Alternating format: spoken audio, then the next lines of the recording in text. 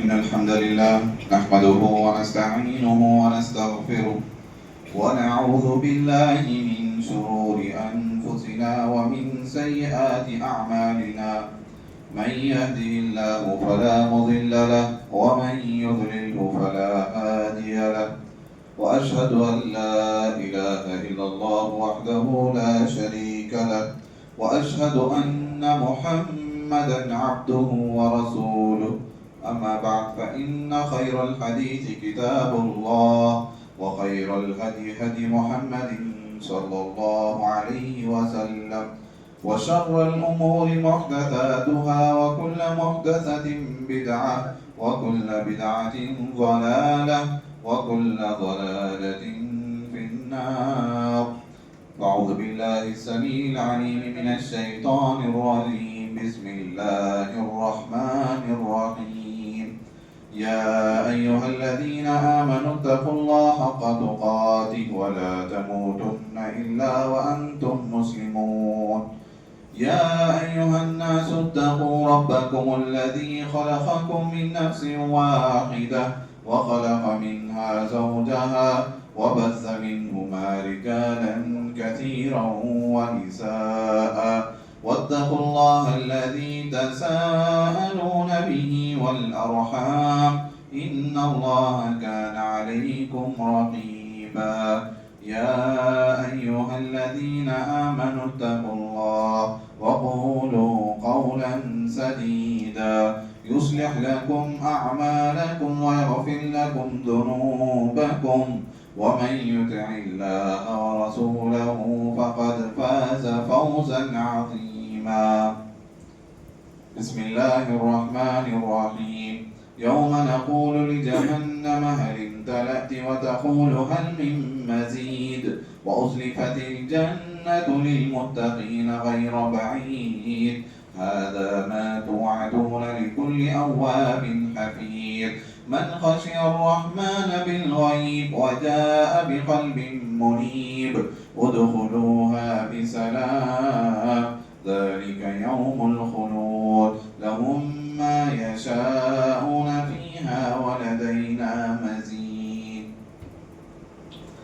تمام قسم کی حمد و ثنا کبریائی بڑائی اللہ وحدہ لا شریک ہی کے لیے لائق و زیبا ہے. وہی ہم سب کا مالک قابل و مدبر ہے. سبحان اللہ بحمدہ سبحان اللہ العظیم. درود و سلام ہو تمام انبیاء کرام پر، بالخصوص آخری نبی محمد مصطفیٰ صلی اللہ علیہ وسلم پر. دعائے مغفرت ہو اہل بیت کے لیے، صحابہ کرام، تابعین، تبع تابعین، سلف صالحین، بزرگان دین کے لیے. حاضرین جمعہ، پردہ نشین خواتین اسلام، خطبہ مسنونہ کے بعد سورہ خوف کی کچھ آیتیں آپ کے سامنے تلاوت کی گئی ہیں.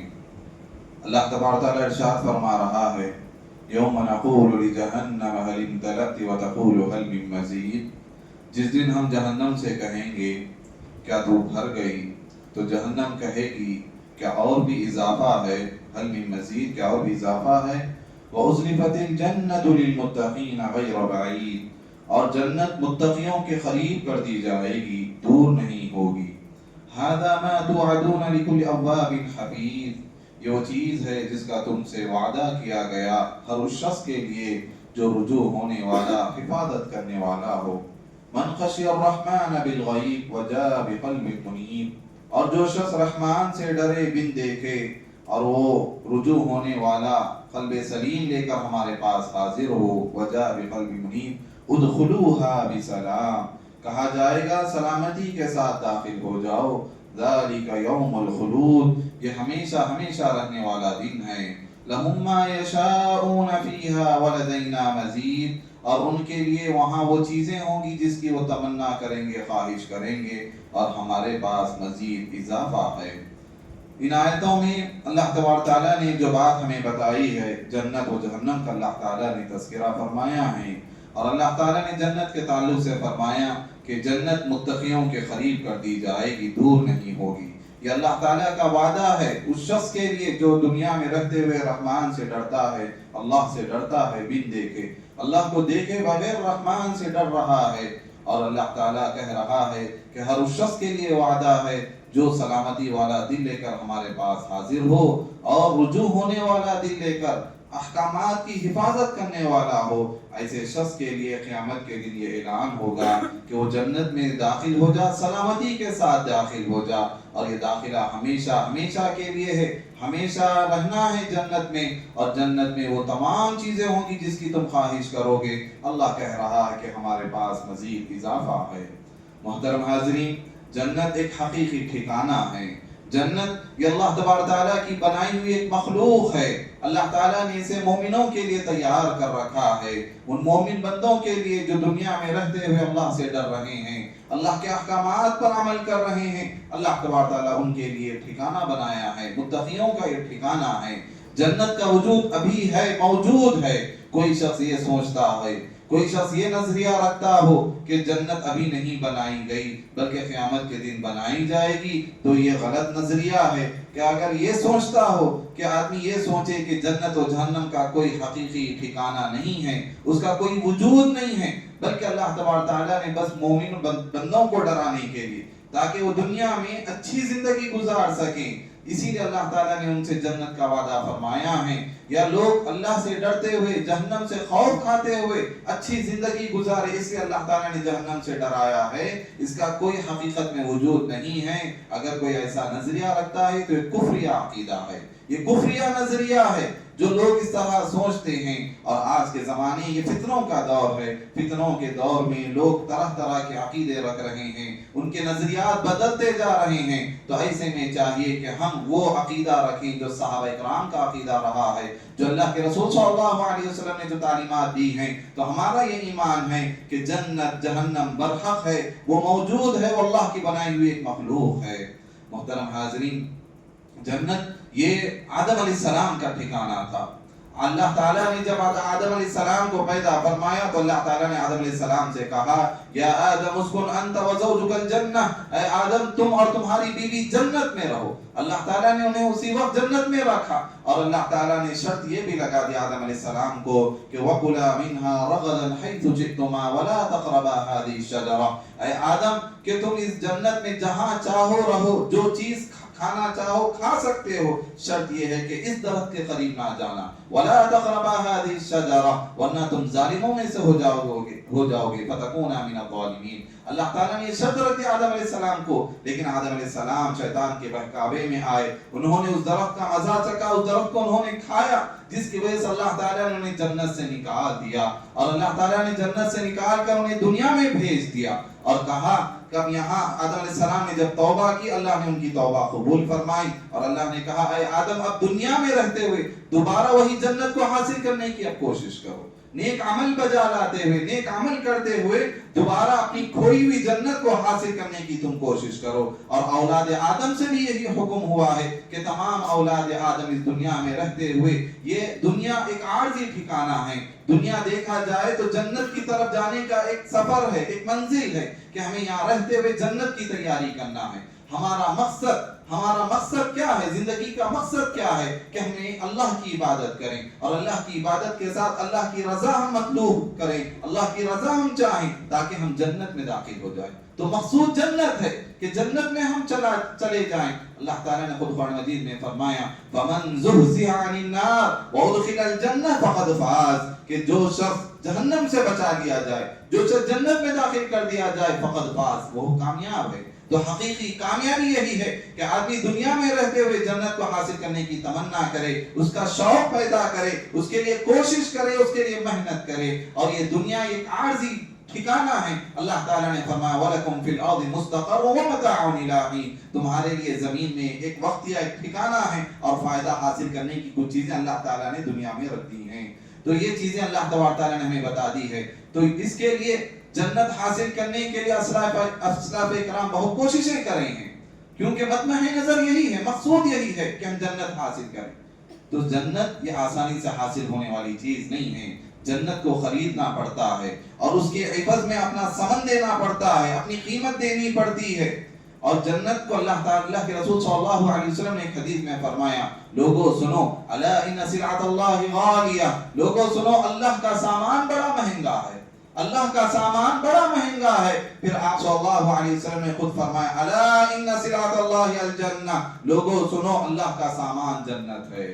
جنت کو سلعہ کہا گیا ہے. سلعہ ایسی چیز ہوتی ہے جس کی تجارت کی جائے، جسے بیچا جائے، جسے خریدا جائے، اسے سلعہ کہا جاتا ہے. تو اللہ تعالیٰ نے جب یہ فرمایا کہ جنت ایک سلعہ ہے، جنت ایک خریدی جانے والی چیز ہے، تو جنت کو خریدنا چاہیے. کیسے خریدنا چاہیے؟ اللہ تعالیٰ نے خود قرآن مجید میں 11ویں پارے میں فرما دیا ان اللہ اشترى من المؤمنین انفسهم واموالهم بان لهم الجنہ، بے شک اللہ نے تم سے خرید لیا ہے. ہم سب بکے ہوئے ہیں، ہماری زندگی بکی ہوئی ہے، ہم نے ایک سودا کر کے یہاں آئے ہیں. ان اللہ اشترى من المؤمنین، اللہ نے خریدا ہے مومنوں سے، باموالہم، کہ اللہ نے ان کی جانوں کو خرید لیا، ان کی مالوں کو اللہ نے خرید لیا ہے جنت کے عوض میں. تو ہماری جان، ہمارا مال، ہماری خواہشیں، ہماری تمنائیں، سب چیزیں بکی ہوئی ہیں کس کے عوض میں؟ جنت کے عوض میں. اگر ہم اپنی جان اللہ کی راہ میں لگائیں گے، ہم اپنا مال اللہ کی راہ میں لگائیں گے، ہم اپنی خواہشوں کو اللہ کی راہ میں لگائیں گے، ہم اپنا وقت اللہ کی راہ میں لگائیں گے، تب بدلے میں ہمیں جنت حاصل ہونے والی ہے. تو اللہ تعالیٰ نے یہ چیز فرما دی ان اللہ، اور دوسرے مقام پہ بھی اللہ نے فرمایا الذین ينفقون الذین یقیمون الصلاۃ، جو لوگ نماز قائم کرتے ہیں، جو لوگ زکوٰۃ ادا کرتے ہیں، جو لوگ صدقہ و خیرات کرتے ہیں علانیہ طور پر، چھپا کر، یرجون تجارت لن تبور، وہ ایسی تجارت کے امیدوار ہیں جس میں کوئی گھاٹا نہیں ہے. یعنی تجارت اللہ تعالیٰ نے بتایا ہے یہاں پر کہ ایسی تجارت کی امید رکھ رہے ہیں یہ لوگ کہ جس میں کوئی گھاٹا و نقصان ہونے والا نہیں ہے. وہ تجارت جنت کی تجارت ہے. تو یہ جنت ایسے حاصل ہونے والی چیز نہیں ہے. صحابہ کرام نے اس کے لیے بڑی بڑی قربانیاں دی ہیں اسے حاصل کرنے کے لیے. انہوں نے اپنا قیمتی سرمایہ اس کو حاصل کرنے کے لیے لگا دیا، اپنا قیمتی مال اسے حاصل کرنے کے لیے لگا دیا. حضرت ابو طلحہ رضی اللہ تعالی عنہ ہیں، حضرت ابو طلحہ رضی اللہ تعالی عنہ ایک مرتبہ نماز پڑھ رہے ہیں اپنے ہی باغ میں، اپنے ہی باغیچے میں وہ نماز پڑھ رہے ہیں. دوران نماز ان کی نظر، ان کی توجہ باغ کی طرف چلے جاتی ہے. باغ میں پھول کھلے ہوئے ہیں، باغ میں پھل لگے ہوئے ہیں، اسے دیکھ رہے ہیں، اس سے لطف اندوز ہو رہے ہیں. لیکن اتنے میں ان کے خیال چلا گیا کہ کتنی رکعتیں میں نے پڑھی ہیں، رکعتوں کی تعداد وہ بھول چکے ہیں، جس کی وجہ سے انہیں بڑی شرمندگی محسوس ہوئی. اللہ کے رسول کے پاس آتے ہیں، اللہ کے رسول یہ باغ مجھے جنت حاصل کرنے میں رکاوٹ بن رہا ہے، لہذا یہ باغ آپ لے لیجئے، جسے چاہیں آپ دے دیں، جسے پر چاہیں آپ خرچ کر دیں، میں نے اسے جنت کے عوض میں بیچ دیا ہے. اپنا قیمتی چیز، اپنا قیمتی سرمایہ صحابہ کرام جنت کو حاصل کرنے کے لیے لگا رہے ہیں. دنیا میں جو مصیبتیں آتی ہیں، جو پریشانیاں آتی ہیں، ایک مومن بندہ ان پریشانیوں پر صبر کر لیتا ہے، ان آزمائشوں پر صبر کر لیتا ہے. کیوں صبر کر رہا ہے ان آزمائشوں پر، ان حادثات پر کیوں صبر کر رہا ہے؟ جنت کو حاصل کرنے کے لیے. حضرت عبداللہ ابن عباس رضی اللہ تعالیٰ عنہ بیان کرتے ہیں، صحابہ کرام ان کے جو شاگرد ہمیں کہتے ہیں کیا میں تمہیں جنتی عورت کو نہ بتاؤں؟ لوگ کہتے ہیں ضرور بتائیے. تو آپ فرماتے ہیں، ابن عباس فرماتے ہیں، یہ جو بوڑھی عورت جا رہی ہے، جو کالی کلوٹی ہے، حبشی عورت ہے، یہ جنتی عورت ہے. ایک مرتبہ اللہ کے رسول صلی اللہ علیہ وسلم کے پاس یہ عورت خاتون آتی ہیں اور آ کر کہتی ہیں اللہ کے رسول مجھے مرگی کی بیماری ہے، مجھے فیٹس کی بیماری ہے، جس کی وجہ سے مجھے جب مرگی پڑتی ہے میں بے ہوش ہو جاتی ہوں، میرے کپڑے مجھ سے بدن سے ہٹ جاتے ہیں. آپ دعا کیجیے اللہ سے کہ اللہ تعالیٰ میری اس بیماری کو دور کر دے، مجھے شفا دے دے. اللہ کے رسول فرماتے ہیں اگر تو صبر کر لے گی اس بیماری پر تو اس کے عوض میں اللہ تعالیٰ تجھے جنت میں داخل فرمائے گا. اگر تو چاہتی ہے کہ بیماری تجھ سے دور ہو جائے تو میں تیرے لیے دعا کر دوں گا. وہ عورت جیسے ہی جنت کا نام سنتی ہے کہ مجھے بیماری پر صبر کر لینا ہے جس کے بدلے میں مجھے جنت ملنے والی ہے، وہ اللہ کے رسول سے کہتی ہیں اللہ کے رسول مجھے جنت چاہیے، میں اس بیماری پر صبر کر لوں گی. تو اللہ کے رسول صلی اللہ علیہ وسلم اس کے حق میں دعا کرتے ہیں اللہ اس پہ جو بیماری جو لائق ہوتی ہے ایسے وقت میں اس کی صدر کی حفاظت فرما، یعنی اس کے کپڑوں کی حفاظت کرنا، اس کے جسم کی حفاظت فرما. تو اللہ کے رسول صلی اللہ علیہ وسلم سے جنت کی بشارت دے رہے ہیں، صبر کر رہی بیماری پر تاکہ میں جنت میں داخل ہو جاؤں. صحابہ کرام اپنی جان کی قربانی لگا رہے ہیں. حضرت جابر رضی اللہ عنہ کے والد ہیں، حضرت سعد بن خیثمہ ہیں. یہ لوگ جب جیسے ہی جنگ کا اعلان ہوتا ہے، جنگ بدر کا اعلان ہوتا ہے، فوراً یہ دونوں باپ بیٹے آپس میں بحث کرنے لگ جاتے ہیں کہ کون جنت میں شریک ہوگا. باپ کہتا ہے کہ بیٹے تو ابھی جوان ہے، تیرے لیے زندگی اور بھی باقی ہے، تو گھر میں رہ جا، عورتوں کی حفاظت کر، بچوں کی حفاظت کر، میں جنت میں جنگ میں شریک ہو جاؤں گا. باپ کہتا ہے نہیں، یہاں جنت کا معاملہ ہے. میں اپنے آپ پر کسی اور کو ترجیح نہیں دے سکتا, لہذا قرہ ڈالا جاتا ہے. قرہ میں بیٹے کا نام آتا ہے, بیٹا جنگ میں شریک ہو جاتا ہے, جنگ بدر میں وہ شہید ہو جاتے ہیں. باپ کی بڑی خواہش رہتی ہے جنت حاصل کریں, اپنی جان قربان کریں لیکن جنت حاصل کریں. حضرت خیثمہ فرماتے ہیں جب دوسرے سال ہوا جنگ احد کا اعلان ہوا, حضرت خیثمہ اس میں شریک ہوئے اور انہوں نے اپنی جان نچھاور کی, اپنی جان کی شہادت دی اور اللہ تعالیٰ کے لیے قربان ہوئے. تو یہ لوگ صحابہ کرام اپنی جان کی قربانی دے رہے ہیں. تو صحابہ کرام اپنے مال کی, اپنے خواہشات کی, بیماریوں پر صبر کر رہے ہیں, جان کے نذرانے دے رہے ہیں.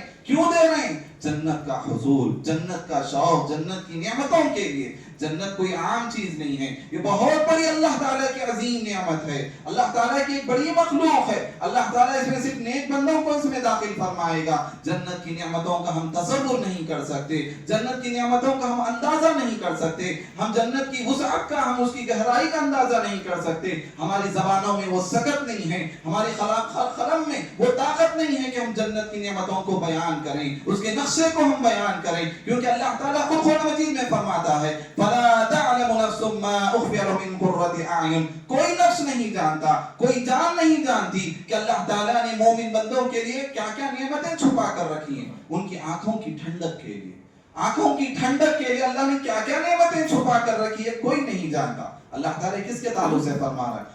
یہ جنت کے تعلق سے فرما رہا ہے. اللہ تعالیٰ جنت کی طرف ہمیں دعوت دے رہا ہے, اللہ تعالیٰ ہمیں جنت کی طرف بلا رہا ہے. اللہ نے قرآن مجید میں فرمایا واللہ یدعو الی دار السلام, کہ اللہ تعالیٰ دعوت دے رہا ہے, اللہ بلا رہا ہے, دار السلام کی طرف اللہ تعالیٰ بلا رہا ہے. اور ایک مقام پہ اللہ نے فرمایا وَسَارِعُوا إِلَى مَغْفِرَةٍ مِّن رَّبِّكُمْ وَجَنَّةٍ عَرْضُهَا السَّمَاوَاتُ وَالْأَرْضُ. لوگوں دوڑو اس چیز کی طرف, جنت کی طرف دوڑو, لگو جنت کی طرف, اللہ کی مغفرت کی طرف دوڑو, جنت کی طرف دوڑو جس کی چوڑائی آسمان و زمین کے برابر ہے. تو ہم اس کا اندازہ نہیں کر سکتے جو اللہ تعالیٰ نے اس آیتوں میں بیان فرمایا ہے کہ کچھ چیزیں, کچھ نعمتیں اس کے تعلق سے بتائی گئی ہیں. کہ جنت کے دروازوں کے متعلق بتایا گیا ہے کہ جنت کے 8 دروازے ہیں, 8 ابواب. جہنم کے 7 دروازے ہیں, جنت کے 8 دروازے ہیں. 5 دروازوں کا اللہ کے رسول صلی اللہ علیہ وسلم نے احادیث میں ذکر فرمایا ہے. 5 دروازوں کا, باب الصلاح ہے, باب الصدقہ ہے, باب الجہاد ہے, باب الریان ہے, باب الایمن ہے. کہ جو لوگ نمازوں کے وقفے ہوتے ہیں اللہ تعالیٰ ان کے لیے خاص دروازہ رکھا ہے. باب الصلاح ہے, جو تہجد کا اہتمام کرنے والے, نمازوں میں حد درجہ اہتمام کرنے والے. باب الصدقہ ہے, جو لوگ زکوٰۃ دیتے ہیں, صدقہ و خیرات میں آگے رہتے ہیں, ان کے لیے اللہ تعالیٰ نے خاص دروازہ رکھا ہے, باب الصدقہ ہے, وہاں ان کو بلایا جائے گا وہاں سے. باب الجہاد ہے, جو لوگ اپنی جان کے نذرانے دیتے ہیں, اللہ کی راہ میں شہید ہوتے ہیں, جو اللہ کی راہ میں لڑتے ہیں, جہاد کرتے ہیں, اللہ تعالیٰ نے ان کے لیے خاص دروازہ باب الجہاد رکھا ہے. جو لوگ روزے دار ہوتے ہیں, روزے کا اہتمام کرتے ہیں, انہیں باب الریان سے بلایا جائے گا. اور ایک ہے باب الایمن جس کا نام اعمال سیدھے ہاتھ میں دیا جائے گا. ایک خاص دروازہ اللہ تعالیٰ نے مومنوں کے لیے رکھا ہے. بقیہ دروازوں کا حدیث میں ذکر نہیں ملتا ہے, 5 دروازوں کا ذکر ملتا ہے, لیکن 8 دروازے ہیں. ایک ایک دروازے کی چوڑائی کیا ہے, اللہ کے رسول صلی اللہ علیہ وسلم نے فرمایا 2 دروازے, 2 پٹوں کے درمیان کی جو چوڑائی ہے اس کے تعلق سے اللہ کے رسول نے فرمایا مکے سے لے کر حجر کے مقام تک 1000 کلومیٹر تک کا اس کا چوڑائی اللہ کے رسول صلی اللہ علیہ وسلم نے بتائی ہے. تو یہ جنت کے دروازے ہیں. جب اللہ کے رسول صلی اللہ علیہ وسلم جب ایک مرتبہ یہ کہنے لگے کہ جنت کے 8 دروازے ہیں, اللہ تعالیٰ ہر نیک عمل کرنے والوں کو, آدمی کا شوق الگ ہوتا ہے, مزاج الگ ہوتے ہیں, تو لوگ کسی عبادت میں زیادہ شوق دکھاتے ہیں, زیادہ توجہ دیتے ہیں, لیکن کچھ اللہ والے ایسے ہوتے ہیں ہر باب میں, ہر عبادت میں وہ اعلیٰ درجے کا اہتمام کرتے ہیں. جب اللہ کے رسول صلی اللہ علیہ وسلم نے یہ فرمایا کہ جنت کے 8 دروازے ہیں, حضرت ابو بکر صدیق رضی اللہ تعالیٰ کہنے لگے اللہ کے رسول کوئی ایسا شخص بھی ہوگا جسے 8 دروازوں سے بلایا جائے گا. تو اللہ کے رسول نے فرمایا مجھے امید ہے ابو بکر تم ہی وہ شخص ہو جسے اللہ تبارک تعالیٰ 8 دروازوں سے بلائے گا. جنت کے 8 دروازوں سے حضرت ابو بکر کو آواز دی جائے گی. یہ ایسے ہی حاصل ہونے والی چیز نہیں ہے. اللہ کے رسول ایک موقع پر پوچھتے ہیں کون ہے جو تم میں سے آج کسی بیمار کی عادت کیا ہو؟ صحابہ کرام خاموش. حضرت ابوبکر کہتے ہیں میں نے بیمار کی عادت کی. کون ہے جو تم میں سے روزہ رکھا ہے آج؟ صحابہ خاموش ہے. حضرت ابوبکر کہتے ہیں میں آج روزے سے. اللہ کے رسول پھر ایک سوال کرتے ہیں کون ہے جو آج جنازے میں شریک ہوا ہے؟ صحابہ خاموش. حضرت ابوبکر کہتے ہیں میں نے جنازے میں شرکت کی ہے. کون ہے جس نے آج صدقہ کیا ہے, کسی مسکین کو کھانا کھلایا؟ صحابہ خاموش. حضرت ابوبکر کہتے ہیں میں نے کیا. ایک ہی دن ایک ہی وقت میں اللہ کے رسول یہ چاروں سوالات کرتے ہیں کہ کون ہے جس طرح مسکین کو کھانا کھلا رہا ہے، کون ہے جو صدقہ و خیرات کر رہا ہے. یہ جب سوالات اللہ کے رسول صلی اللہ علیہ وسلم کر رہے ہیں، صحابہ کرام خاموش ادب ہو کر کہتے ہیں میں روزے سے ہوں، میں نے مسکین کی عادت کی، کسی بیمار کی عادت کی، جنازے میں شریک ہوں. جب اللہ کے رسول نے فرمایا جس کے اندر یہ ساری خوبیاں جمع وہ جنتی ہے، اللہ کے رسول صلی اللہ علیہ وسلم نے جنت کی بشارت دے رہے ہیں. تو یہ جنت کی نعمتیں سن کر صحابہ کرام کا یہ شوق ہے. جنت کی اور بھی عظیم نعمتیں ہیں جس میں جنت کی عمارتوں کا اللہ کے رسول صلی اللہ علیہ وسلم نے ذکر فرمایا ہے. جنت کے جو محلات ہوں گے، جو گھر ہوں گے، اس میں سے ایک اینٹ سونے کی رکھی گئی ہوگی تو ایک اینٹ چاندی کی ہوگی.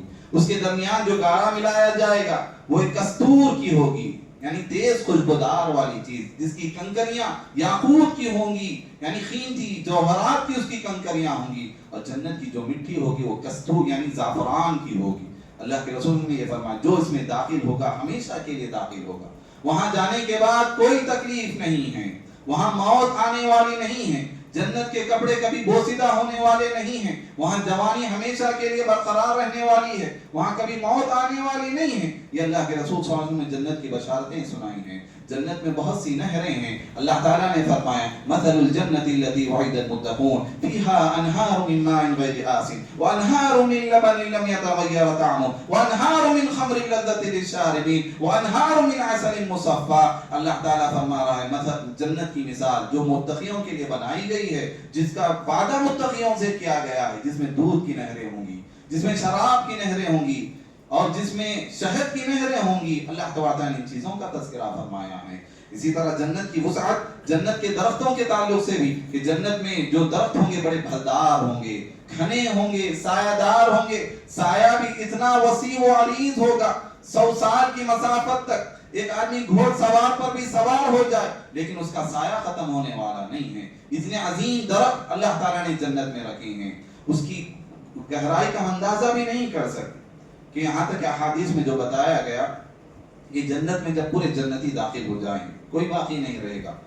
آخری ایک شخص ہوگا جو جہنم سے نکال کر جسے جنت میں داخل کیا جائے گا، جس کے گناہوں کی وجہ سے پہلے جہنم میں جائے گا، پورے عذابات کا سزا جھیلنے کے بعد جب اسے جنت میں آخری وہ شخص کو ڈالا جائے گا، جب اسے جہنم سے نکالا جائے گا، جنت کے قریب رکھا جائے گا، تو وہ شخص کو پوچھا جائے گا کیا تو ان عذابات کا خوف رکھتا ہے؟ وہ کہے گا ہاں، جہنم میں جو میں نے جھیلا مجھے بڑی اچھی طرح یاد ہے.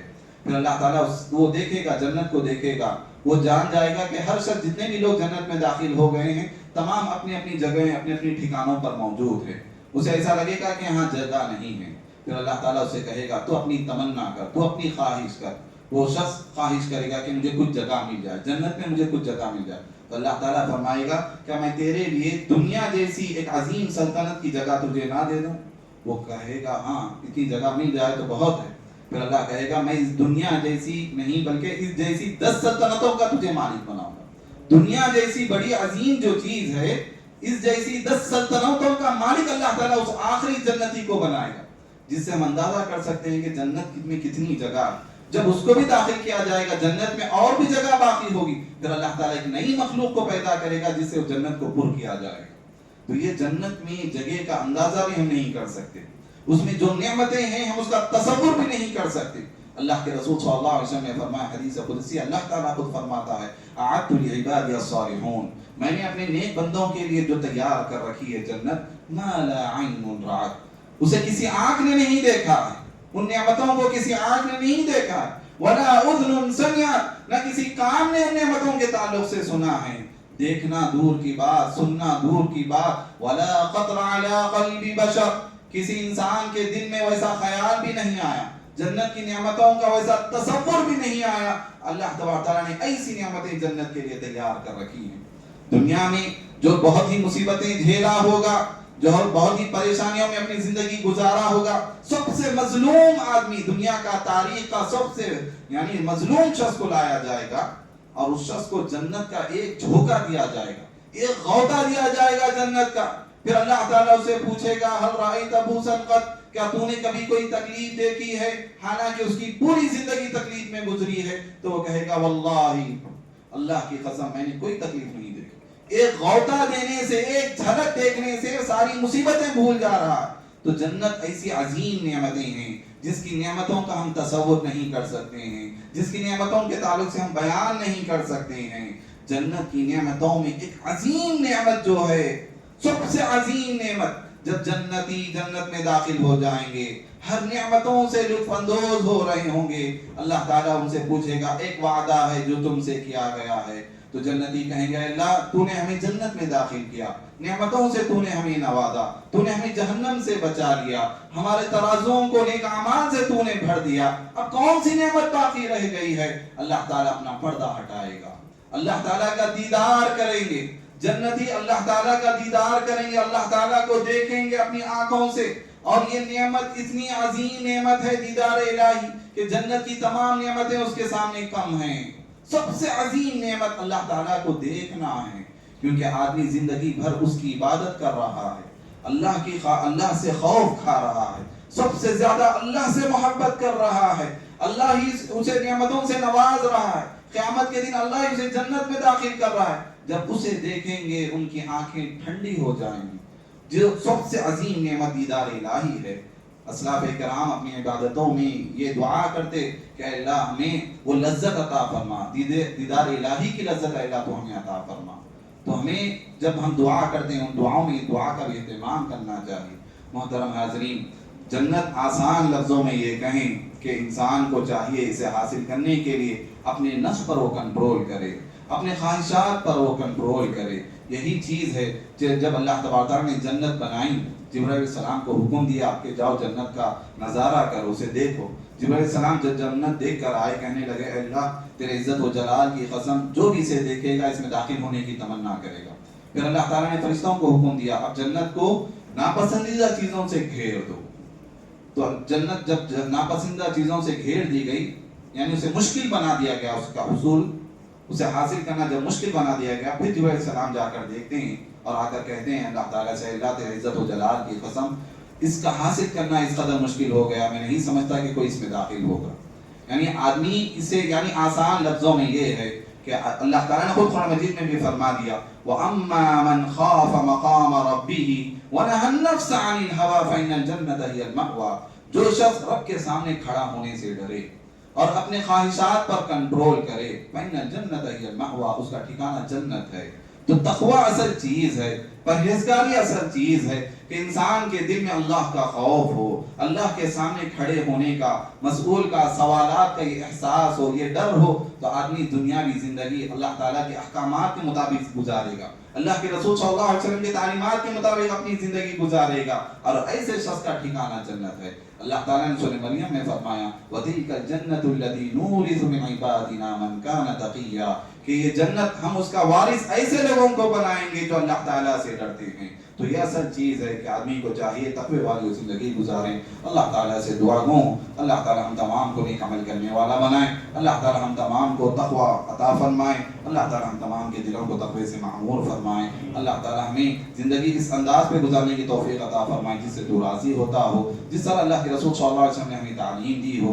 अल्लाह ताला हम तमाम को जब तक दुनिया में रखे नेक अमल के साथ रखे, ईमान व तौहीद के साथ रखे, जब हमारा खातिमा हो ईमान बिल खैर व हमारा खातिमा फरमाए। अल्लाह ताला हम तमाम को जन्नतुल फिरदौस अता फरमाए, जन्नत में आला से आला मुकाम अता फरमाए, जहन्नम से बचाए, आमीन या रब्बल आलमीन। बारकल्लाहु ली व लकुम व लिसाइरिल मुस्लिमीन वस्तगफिरू इन्नहु गफूरुर रहीम।